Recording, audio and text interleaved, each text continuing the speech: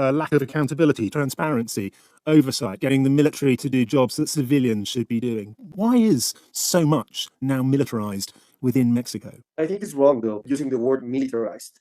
A few days ago, as you know, we reformed the Constitution as deputies to consolidate the powers of the National Guard and to attach it to the Ministry of Defense, to Sedena. This has been used by the opposition to accuse us of militarization, which is completely false.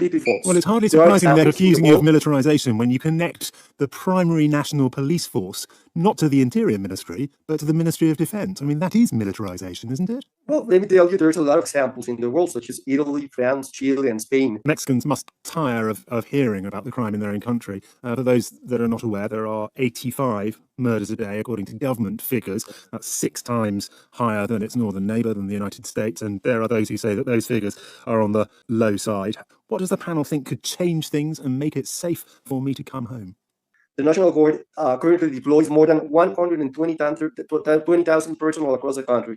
And the National Guard is now the largest security force that Mexico has ever had. The federal police are now the National Guard. 80% of them are drawn from the Army and the Navy, with different training and, of course, different lines of accountability. It's another hugely controversial topic. Do you agree that if the military has its own rules, its own courts, it's much harder for citizens to get justice? Let me tell you, it's the one of the institutions that people trust the most.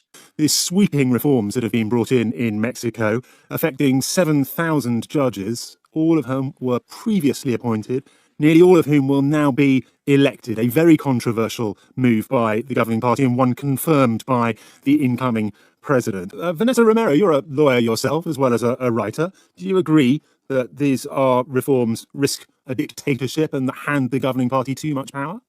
Well, I've been open and loud about my views on the judicial reform, both, as you say, as a lawyer and also as an analyst. Yeah. I think implementing this reform comes with serious challenges, as Jorge says, especially since it involves selecting a large number of positions.